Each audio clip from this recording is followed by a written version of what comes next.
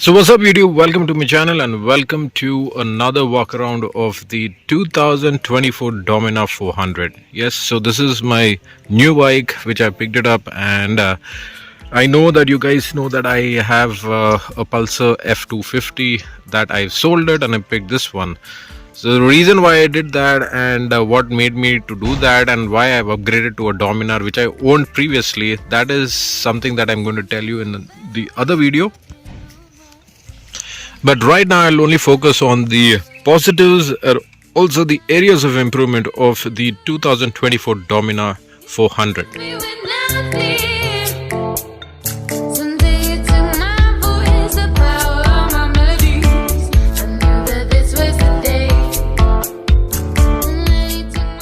So coming to the positives, the first one will certainly be the engine. This one is a 400cc engine which delivers roughly around 40 PS of power, and the torque is healthy 35 Nm.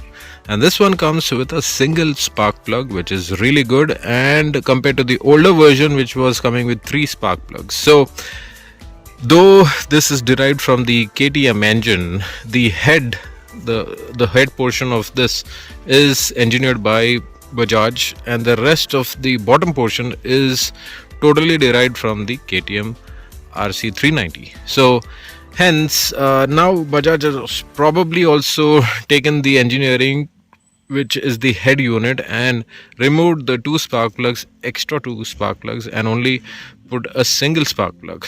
And I think with the strokes which happen, the spark ignites once, and for every stroke I think it keeps igniting, and that's how I believe they are trying to maintain the power and the torque, which is more or less the same of even the KTMs, and thereby returning the same kind of performance.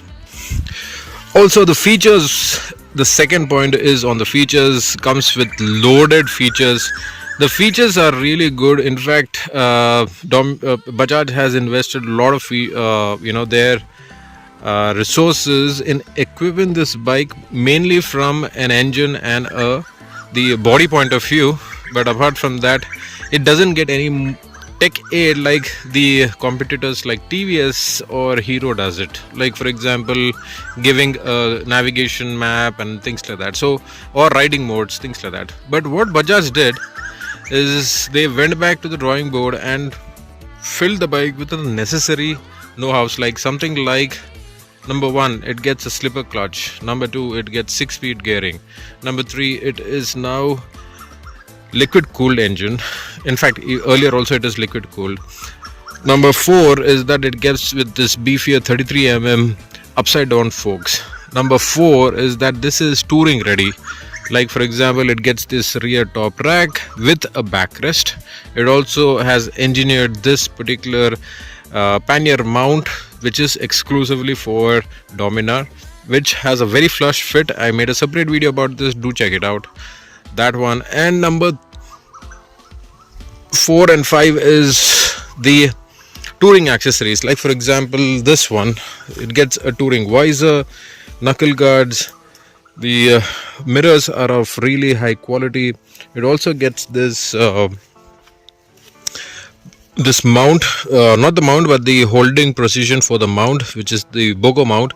So from a touring perspective, it covers all the bits, and that is something where the accessories for the Dominar completes it and makes it a touring focused bike.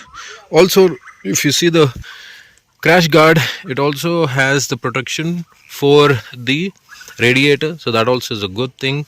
It also has a radiator grill, and it also has the bash plate. So from accessories point of view, Bajaj has loaded this bike with lot of accessories, and these are much needed accessories. In fact, I will tell you one more hidden gem, and that is the bungee cords over here. You get 2 set of bungee cords on either side, and this helps to quickly tie a bag or something without the hassle of pulling the rope from down. So that, I mean, small bits which are very convenient, right? Bajaj has taken a lot of effort in fine tuning those small things and putting forward on the bike, rather than you take a bike and do all these extra accessories, which are again costly, on the costlier side. So that is something which I would say is the best part of owning a Dominar, or best thing about Bajaj bikes, that they don't invest much of their R&D on the fancy navigation system or riding modes, or the Bluetooth connectivity and all those things. This one doesn't have all those things, but in place of that, it fills the bike with all these necessary bits, which, if you're doing it on the outside grey market, these are all very expensive. Like, for example, there is a crash guard for Gazana for the Dominar, and that is roughly around, I think, 4 to 6,000. The sump guard also is there, again that cost 2 to 3,000. And also there's this pannier mounts along with the top rack. So these are very expensive accessories if you're planning to fit or retrofit to your touring bikes. But with the help of Bajaj has done it by giving it with the bike, but not as an accessories. Yes, this is the only accessory that I have bought, and this is also is not cost effective. This is just around like $1,750. But yeah, it is doing its part in ensuring that the panniers don't go in or slide in or scratch the side of the bike. The other interesting bit is that this bike cost roughly around 2,80,000, and this is on-road price and not the ex-showroom price. 2,80,000 for on-road Telangana. So when I say this, with that kind of a money, right, that kind of a money, if you pick any other 400cc bike like the Triumph, or say the Himalayan, or the TVS 310, so for that kind of money, in fact, all these bikes are more than this bike in terms of cost, but you get a very bare bone bike. But this offers all the additional accessories, so which is good in that price. So that, I think, is the sweet spot where Bajaj has nailed it and given a complete touring focused, touring ready bike. The other good bit is that reliability. Dominar has proven its mettle, and if you have seen, it has been used internationally. It has gone not only in toured in entire country of India, but also abroad. There is a female whose name is, I think, Candice. She has driven a Dominar to Australia, and she has clocked several kilometers on the bike. And in fact, Dominar has proved its mettle by being a touring focused bike, and the reliability, especially in its componentry, everything, right, it has nailed it. The other interesting bit is on the convenience side. So for example, if you see on the electronics, you get host of necessary bits. Like, for example, it has the engine malfunction button, the turn indicators, ABS, which is, by the way, dual channel ABS, and it also has this small instrumentation panel which shows all the necessary engine related or bike related information. So that is there. And at the bottom you also get a small screen which shows the gear position indicator, time, odo, trip 1, trip 2. So thereby covering all the necessary bits from a convenience point of view. You also have a small a mobile charging port. For that also, from a convenience point of view, it fits the right bill. And the final con, I would say, is again maybe based on my personal experience, but the final con is the service. So I've developed a weird issue, and that is the side stand cutoff sensor issue. So even though the side stand is up, the warning sign still shows sometimes as the side stand is down, and hence the engine doesn't start.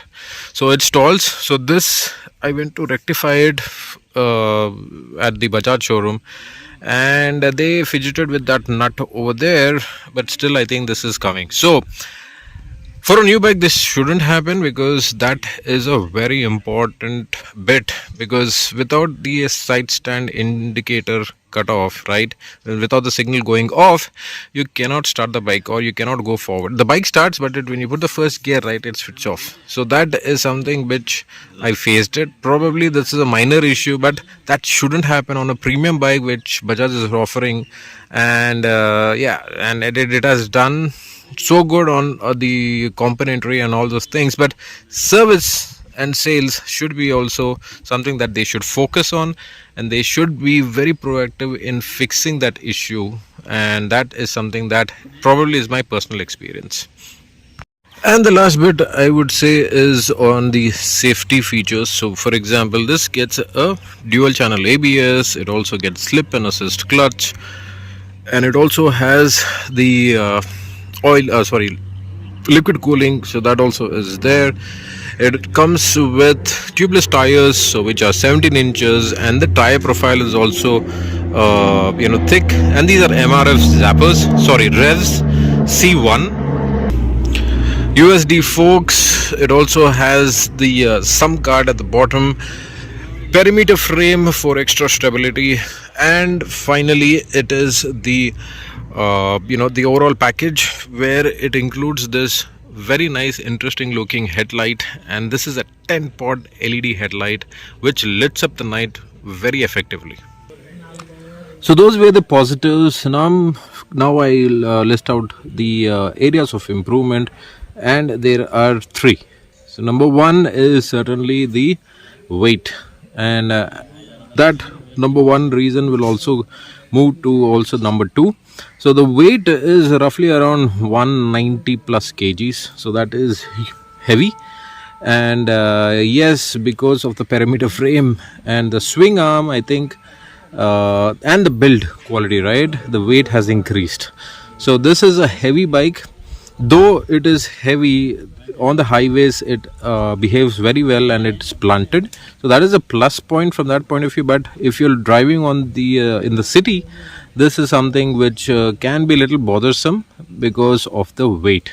And also this also hits the mileage, where you can get a mileage of roughly around 32 to 35 kilometers per liter. So that is, I believe, could have gone the KTM route of giving a trellis frame, but again that will change the entire dynamics of the bike. So that's number one. Number two, it is the gearing, in which the way that it has been spread across. So this is a rev happy motor, so you need to constantly keep revving the engine. And in the city, the gears that are best suited is between 2 to 4 or maximum 5. So gear 1 and 6 are very rarely used if you have a longer stretch, especially the first gear. Also, it is used only for the initial pickup, and then soon you will slide down to the second gear. So the gearing is, again, it is something where it is, you only have a good, medium and a top end. So that is something that you will enjoy.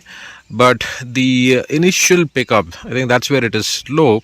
And if you're in the city, and say if you're in the second gear and you are coming to a halt, if you try to rev it, and if the gear is not appropriate, then the bike halts suddenly. So that you have to keep in mind. So considering the weight, this bike has the gearing which is more focused for touring, but I think for city purposes, right, you need to constantly keep changing the gears. So that is there. And in the city, this becomes even more problematic if you're in bumper to bumper traffic, and the best gears that you would be in is between 2 to maximum 4. So those were my top positives and areas of improvement of owning a Dominar, which is just driven about 500 kilometers. I will be doing long-term videos and also reviews about the bike. This will be my final chapter of purchasing bikes, and again, stay tuned for my other video where I compare this with the F250 and why I sold that vehicle and bought this one. There would be a lot more interesting videos about accessories, about know-hows, everything that I would be doing on these videos, and also the vlogs. Do check out those vlogs as well, and stay tuned and stay subscribed, and see you in the next one. Bye bye.